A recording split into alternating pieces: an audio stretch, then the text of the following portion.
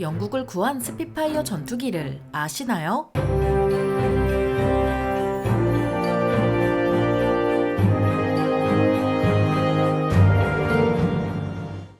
안녕하세요. 지식 스토리입니다. 이번에는 세계에서 가장 아름다운 프롭기라는 스핏파이어 전투기에 대해 알아볼 텐데요. 1931년 영국 항공성은 당대 최고 수준인 시속 400km로 날 수 있는 신형 전투기 도입 계획을 공표했습니다. 하지만 당시 상황은 암울하기 그지없었는데요. 대공황으로 인해 경기가 나빠서 신형 전투기가 도입되더라도 양산이 불확실했기 때문이었습니다. 그래도 낡은 전투기를 제때 바꾸려면 미리미리 준비해야 했는데요. 영국은 미리 신형 전투기를 준비한 덕분에 역사상 최악의 위기를 극복할 수 있었습니다. 이런 신형 전투기 도입 계획에는 많은 제작사가 참여해 경쟁을 벌였는데요. 수상기 제작에 일가견이 있던 슈퍼마린도 그중 하나였습니다. 슈퍼마린은 1920년대에 레지날드 미첼이라는 엔지니어가 설계한 여러 수상기로 신기록을 갈아치운 만큼 기술력이 상당했는데요. 1934년에 미첼은 그동안의 성과를 바탕으로 설계한 타입 224를 항공성에 제안했지만 요구사항을 충족시키지는 못했습니다. 하지만 미첼은 여기서 포기하지 않고 문제점을 개선한 타입 300을 선보였는데요. 항공성의 눈길을 끄는 데 성공한 타입 300은 시제기 제작이 결정되었고 1936년 첫 비행에 성공합니다. 첫 비행에는 성공했지만 미첼은 암 때문에 건강이 급속도로 나빠졌는데요. 그런데도 신형 전투기 개발에 열중한 미첼은 이듬해 시작된 양산을 끝내보지 못하고 42세의 나이로 눈을 감고 말았습니다. 신형 전투기 도입 계획에서 끝까지 살아남은 것은 타입 300과 호커의 K5083이었는데요. 타입 300이 복엽기의 골격을 이어받은 K5083보다 객관적인 성능은 뛰어났습니다. 하지만 타입 300은 새로운 기술을 많이 적용한 탓에 제작하기 어렵다는 문제가 있었는데요. 그런데 이때 나치가 등장합니다. 나치가 도발 의지를 노골적으로 드러내면서 유럽의 전운이 감돌자 영국은 발등에 불이 떨어졌는데요. 군비 제안을 받아온 독일은 전투기 개발을 시작했을 때 마땅한 국산 엔진이 없어서 영국에서 도입할 정도였습니다. 하지만 어느 틈에 항공력 격차는 영국이 2배 이상 뒤처지는 상황이었는데요. 때마침 신형 전투기 도입 계획을 진행하고 있던 영국은 고심 끝에 타입 300과 K5083 모두 채택합니다. 그렇게 타입 300은 스핏파이어로 K5083은 허리케인으로 명명되었는데요. 허리케인은 1937년부터 납품됐고 스핏파이어는 이듬해부터 생산돼 일선에 배치될 수 있었습니다. 하지만 히틀러는 영국에 여유를 줄 생각이 없었고 측근의 반대에도 불구하고 1939년에 2차 대전을 일으키는데요. 스핏파이어가 100여 기밖에 없던 영국은 전시태세로 전환해 스핏파이어 생산을 늘렸지만 1940년에 영국 본토 항공전이 벌어지고 맙니다. 당시 영국은 스핏파이어 300기, 허리케인 500기를 보유한 상황이었는데요. 반면 독일은 스핏파이어와 맞먹는 BF109를 1000여 기나 보유한 상황이었습니다. 이런 상태에서 본토 항공전을 맞이한 영국은 그야말로 엄청난 시련을 겪게 되는데요. 이런 엄청난 시련으로부터 허리케인과 함께 영국 본토를 지켜야 하는 스핏파이어의 재원을 살펴보도록 하겠습니다. 스핏파이어는 전폭 11.2m에 전장 9.1m, 전고 3.8m이며 무장은 3039경 브라우닝 기관총 8정이고 최고 속도는 시속 590km에 항속거리는 636km입니다. 영국은 신형 전투기 도입 계획으로 최고의 전투기를 획득하길 원했는데요. 일단 그러기 위해서는 공중전에서 좋은 위치를 선점하기 위해 속도가 빨라야 했습니다. 제트기가 날아다니는 오늘날에는 미사일을 쏘고 회피하는 시야박 전투가 대세라 속도는 우선순위에서 밀려났는데요. 하지만 프롭기가 주력으로 활약한 1970년대까지 속도는 좋은 전투기에 있어 중요한 요소였습니다. 또한 공중전을 위해서 기동력도 뛰어나야 했는데요. 다행히 당시 영국에는 최상급 엔진이었던 롤스로이스 멀린이 있었습니다. 남은 건 기체의 구조였는데요. 미첼은 고속비행이나 급기동 시 발생하는 충격을 받아낼 수 있도록 기체가 금속으로 제작되어야 한다고 판단했습니다. 이에 따라 가벼우면서도 튼튼한 구조를 만들 수 있는 방식으로 동체를 설계했는데요. 여기에는 무게를 줄이기 위해 알루미늄이 사용되었습니다. 그리고 기동력을 높이기 위해 날개 끝이 뾰족한 유선형으로 만들어봤는데 실험 결과 상당히 효과가 좋다는 게 증명되었죠. 이후 개량이 이루어지면서 날개의 모양이 바뀌게 되지만 초기에 미려한 유선형 날개는 스핏파이어의 상징으로 여겨졌습니다. 하지만 이런 스핏파이어도 단점이 없는 건 아니었는데요. 개발 당시 영국을 지키는 임무에 초점을 둔 나머지 항속거리가 짧아져 버린 거였습니다. 이 때문에 전쟁 말기 스핏파이어는 독일 본토 폭격에 나선 폭격기의 호위를 맡을 수 없었는데요. 그런데도 스핏파이어는 엄청난 시련을 겪게 된 영국을 구한 전투기로서 영국인들의 가슴에 불을 질러버렸습니다. 낭만을 치사량까지 찍어버린 스핏파이어는 마치 하늘의 기사처럼 대단한 활약을 펼치며 루프트바페를 꺾은 1등 공신이 되었는데요. 그렇다면 스핏파이어가 BF109와 비교하면 과연 어느 정도의 우위를 보일까요? 일단 활용면에서는 열세였습니다. 전투기였습니다. 스피파이어의 무장은 3039경 기관총 8정이지만 BF-109는 20mm 기관포를 달아버렸는데요. 기관총과 기관포의 싸움이라 스피파이어가 불리할 수밖에 없었습니다. 하지만 방탄판이 시야를 가리는 BF-109와 달리 스피파이어의 조종석은 우수한 시야를 제공했고 중요한 속도면에서는 우세했는데요. 영국 최고의 엔진을 탑재한 보람이 있었던 거죠. 하지만 급강하할 수 있는 BF-109와 달리 스피파이어는 급강할 수 없었는데요. 그 이유는 급강하 시 연료 공급이 끊겨서 엔진이 멈추기 때문이었습니다. 게다가 올라가는 힘도 BF-109에 비해 약했는데요. 하지만 영국도 가만히 있지는 않아서 급강할 수 있도록 엔진을 개선하고 기관총을 줄이고 기관포를 달아버리는 등 스피파이어를 업그레이드했습니다. 스피파이어와 BF-109는 거의 대등했다고 볼 수 있는데요. 그래서 두 전투기의 공중전은 한 끗 차이로 승패가 결정되는 격전일 수밖에 없었습니다. 일단 영국은 홈그라운드라는 이점이 있었지만 전투기 수가 부족하다는 페널티가 있었는데요. 덕분에 독일은 영국 본토를 신나게 때릴 수 있었지만 그렇다고 페널티가 없는 건 아니었습니다. 독일은 폭격기를 호위해야 하는 탓에 전투기의 빠른 속도를 살리기 어려워 상대적으로 기습에 취약할 수밖에 없었죠. 게다가 런던 대공습 이후 전세가 기울자 항속거리가 짧은 BF-109는 귀환하기 위해 공중전을 오래 끌 수 없다는 페널티가 추가됩니다.